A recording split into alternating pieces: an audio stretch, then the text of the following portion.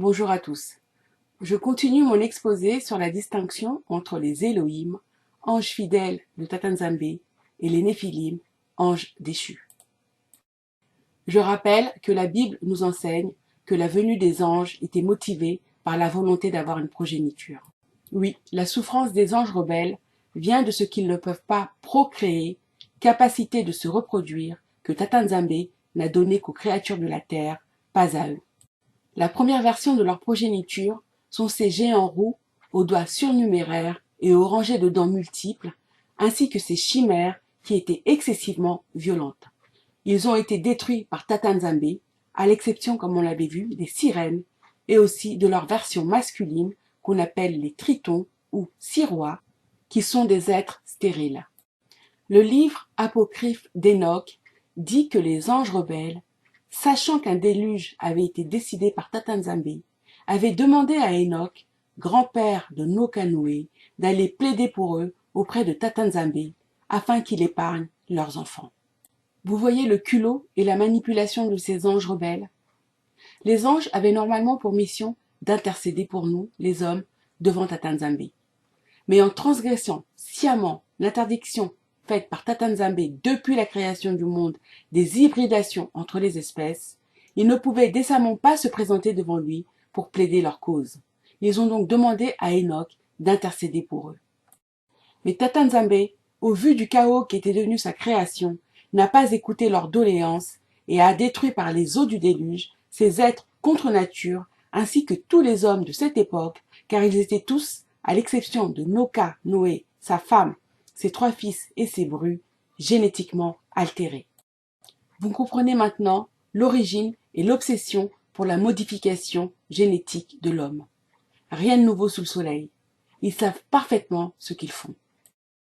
Outre d'avoir tué leurs enfants, Tatanzambé a ensuite dégagé leurs géniteurs du ciel, après ce combat qu'on imagine terrible compte tenu de la puissance prodigieuse des anges. Je vais maintenant vous dévoiler, Bible à l'appui, que Satan et les Néphilim de l'époque du déluge, après leur défaite, ont été précipités sur la terre, puis sont morts, non sans avoir multiplié les transgressions et les abominations. Apocalypse 12 parle de cette terrible guerre dans le ciel, mais pas seulement. Ce livre est mélangé, le vrai et le faux, le passé et le futur. Pourquoi? Pour que personne ne comprenne et qu'un grand nombre d'hommes, et je dis bien hommes, périssent. Dans une prochaine vidéo, je vous démontrerai qu'Apocalypse 12 parle du futur, et plus précisément des événements de la fin des temps, et en quoi ce texte nous concerne spécifiquement, nous les Bantous. Pour l'heure, voyons en quoi ce texte parle du passé. Apocalypse 12, verset 9. Il fut jeté dehors, le grand dragon, le serpent ancien, appelé le diable et Satan, celui qui égare toute la terre. Il fut jeté sur la terre et ses anges furent jetés avec lui. Apocalypse 12, verset 12. C'est pourquoi, réjouis-toi, ciel, et vous qui habitez le ciel. Mais malheur à vous, habitants de la terre et de la mer, car le diable est descendu vers vous, animé d'une grande colère, sachant qu'il lui reste peu de temps. Le verset 12 nous indique clairement que le bannissement de Satan et de ses anges a eu lieu après le déluge, car il y avait des habitants sur la terre et dans la mer. Ce qui signifie que la terre était de nouveau repeuplée par des hommes et femmes descendants de Kem, Cam et Koy, donc de nous, les hommes et femmes de la race noire. Les anges déchus sont tombés dans le Caucase, jadis appelé Tartarie. C'est là que leur déchéance est intervenue et la perte des attributs et pouvoirs que Tatanzambé avait donnés à ses fils célestes, eux aussi faits à son image et à sa ressemblance, à savoir, premièrement, la calcification de la glande pinéale qui a 2 effets majeurs dramatiques. Tout d'abord, leur organisme ne produisant plus de mélanine, qui influe sur la couleur de la peau et la texture des cheveux, ils ne pouvaient plus ressembler aux hommes et aux femmes de la race noire. Manquant totalement de pigmentation, ils ne pouvaient plus supporter la lumière du soleil, car ils étaient, de peau, de cheveux, devenus blancs comme du papier, avec des yeux très clairs. D'autre part, leur glande pinéale étant calcifiée, ils avaient perdu toute faculté de connexion avec Tatanzambé, ce qui fait qu'ils étaient dans les ténèbres spirituelles, incapables d'accéder à la rédemption. D'où leur très grande colère contre les habitants de la terre, et notamment les femmes, pour la beauté desquelles ils s'étaient damnés. Deuxièmement, la perte de toute possibilité de retourner au ciel, ce qui veut dire que, coincés ici-bas avec nous, Satan et les Néphilim ont continué à arpenter librement la terre, commettant, en raison de leur très grande colère, toutes sortes de méfaits avant leur mort. On m'objectera, pour contester la mort de Satan et des Néphilim de l'époque de Noé, le récit du livre de Job, chapitre 1, verset 6. Or, les fils de Tatanzambé vinrent un jour se présenter devant lui, et Satan vint aussi au milieu d'eux. Ce récit du livre de Job, qui se trouve après la Genèse, donc après le déluge, nous laisse à croire que Satan est toujours vivant, mais nous ne sommes pas tenus de croire en la présentation chronologique qui nous est faite. Je l'ai déjà dit, les textes de la Bible sont mélangés et parfois carrément anachroniques. Avant le déluge, tous les anges arpentaient librement la terre pour accomplir les missions que Tatanzambé leur confiait, puis retournaient au ciel. Les anges fidèles, mais aussi Satan et ceux qui allaient devenir des Néphilim avaient aussi cette faculté. Jusqu'à cette guerre qui leur a fermé les portes du ciel. Le livre de Job parle en réalité d'une époque antédiluvienne. Désormais coincés dans la terrestralité, les Néphilim étaient soumis aux lois de la terre. Manger pour survivre. Je vous laisse deviner les mets de choix que ces anges déchus mangeaient. Ce n'est plus la manne, mais comme leur leader, Satan le diable, la poussière de la terre, et je vous laisse deviner qui est cette poussière. Genèse 3,19 nous le dit clairement.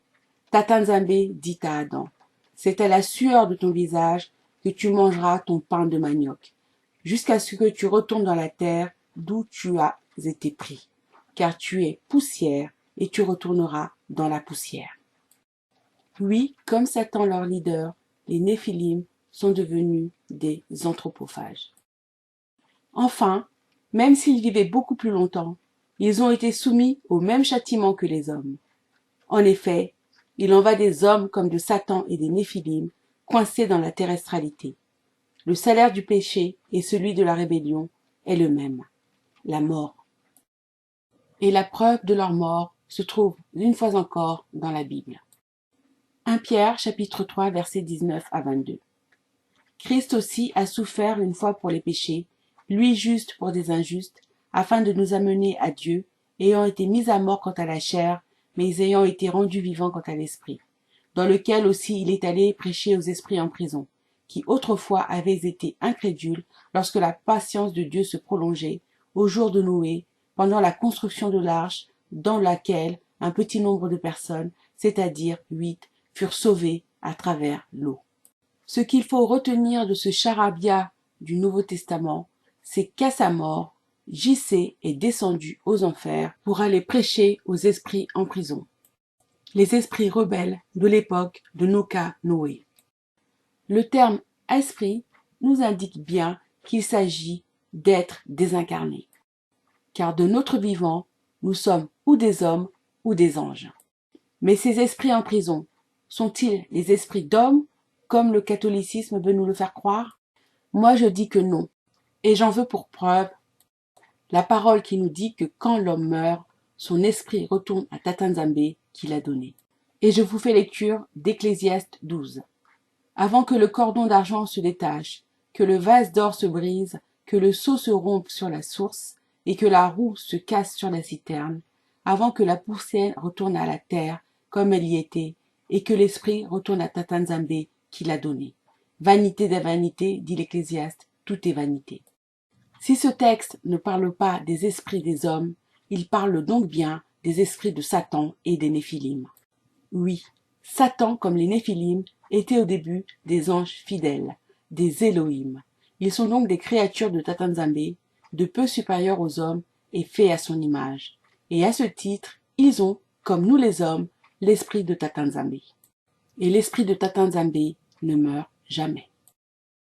Ils sont traités plus durement que les hommes, car présents dès la création du monde et en connaissant les secrets, ils ont agi sciemment en trompant et soumettant des créatures qui leur étaient inférieures, donc vulnérables. La transgression des lois divines était donc de leur part volontaire, et en conséquence de quoi ils n'ont à leur mort, contrairement aux hommes dont l'esprit retourne à Tatanzambé, aucune place dans le ciel. Ils sont devenus des esprits impurs qui sont enfermés sur terre ici avec nous, dans la meilleure prison qui soit, l'air et l'eau. Si Satan le diable n'était pas mort, il ne se gênerait pas, comme dans le récit rapporté dans Job 1,6, pour apporter la terre et remonter au ciel pour se présenter devant l'assemblée des fils fidèles de Tatanzambé, les Elohim. La Bible nous donne encore une preuve que Satan est mort et qu'il n'est plus libre de ses mouvements, comme dans le livre de Job, chapitre 1, verset 6. Elle se trouve dans Apocalypse, chapitre 20, versets 1 à 3. Et je vous en fais la lecture. Puis je vis un ange descendre du ciel. Il tenait à la main la clé de l'abîme et une grande chaîne. Il s'empara du dragon, le serpent ancien, qui est le diable et Satan, l'enchaîna pour 1000 ans et le jeta dans l'abîme. Il ferma et scella l'entrée au-dessus de lui, afin qu'il n'égare plus les nations, jusqu'à ce que les 1000 ans soient passés. Après cela, il faut qu'il soit relâché pour un peu de temps. Oui, Satan est mort depuis longtemps, mais son esprit vit toujours. Sa colère et sa capacité de nuisance sont toujours là, mais amoindries, puisque il n'arpente plus librement la terre, car il est enchaîné, prisonnier dans la prison la plus efficace qui soit, l'air. Comme les autres esprits impurs, il n'a pas, sauf action volontaire, pour entrer en contact avec eux, de prise sur nous. Les satanistes qui les adorent les nourrissent des fumées des sacrifices qu'ils leur font, car ces fumées se dissipent dans les airs. Ils se nourrissent aussi des énergies négatives produites par les péchés et les immoralités en tout genre. Les satanistes qui nous dirigent savent bien leurs conditions et font des rites pour entrer en relation avec eux, mais essaient aussi de trouver des technologies pour les sortir de cette prison. Et je parle du CERN. Faites vos recherches.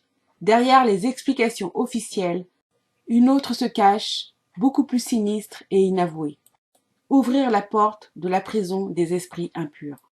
Et heureusement pour nous, ils ne le pourront pas, car ce que Tatanzambé a lié, personne ne peut le délier. Je vais m'arrêter là pour aujourd'hui et reviendrai avec une troisième vidéo où je vous parlerai de l'engeance des Néphilim.